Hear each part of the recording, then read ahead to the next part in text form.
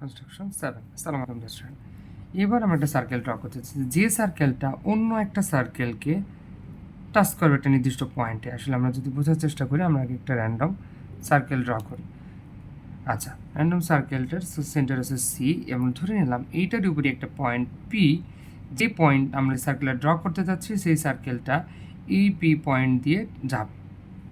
আচ্ছা, আরও এর বাইরে একটা পয়েন্ট আছে, যেই পয়েন্ট, এইটা একটা পয়েন্ট, এটা সাপোজ কিউ পয়েন্ট, এই কিউ পয়েন্ট দিয়েও যাবে। দুইটা পয়েন্ট বলা হচ্ছে একটা নির্দিষ্ট সার্কেলের একটা নির্দিষ্ট জায়গায় যাবে, সেই সার্কেলকে টাচ করবে, আবার নির্দিষ্ট একটা পয়েন্ট দিয়েও যাবে। এভাবে সার্কেল ড্র করতে চাই। তাহলে ড্রয়িংয়ের জন্য আমরা প্রথমে পি কিউ জয়েন করি।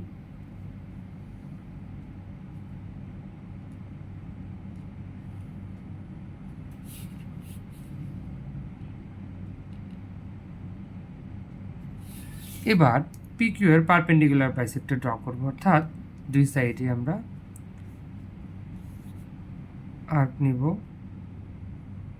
পাশে আর্ক নিব, সিমিলারলি আর্ক নিব। আচ্ছা, এবার আমরা পারপেন্ডিকুলার বাইসেক্টর ড্র করি।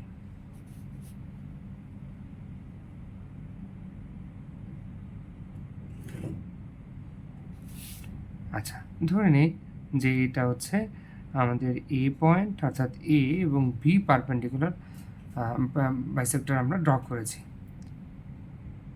এবার আমরা কি করব, জয়েন করব সিপি। সি এবং পিকে জয়েন করব, শুধু জয়েন করব না, বরং জয়েন করার পরে আমি এটাকে আবার এক্সটেন্ড করব।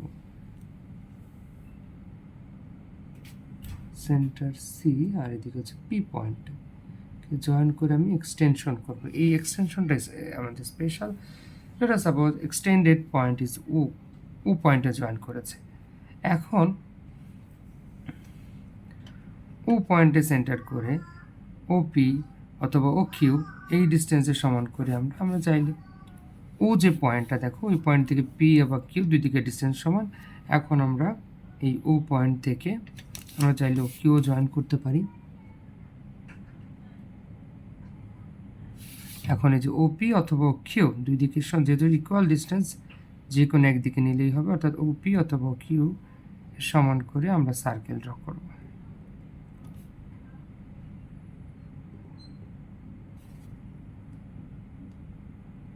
তাহলে কী হলো দেখো, আমার যে সার্কেলটা ছিল সেই সার্কেলটাকে টাচ করলো, আবার আমার যে certain point fixed point Q ছিল সেটাকেও টাচ করে সার্কেলটা গিয়েছে। সো আমরা এটা নাম দিতে পারি, তাহলে পি কিউ আর র্যান্ডম একটা পয়েন্ট যে কোনো একটা কিছু নাম দিলাম আর, এটা suppose P Q R is the required circle.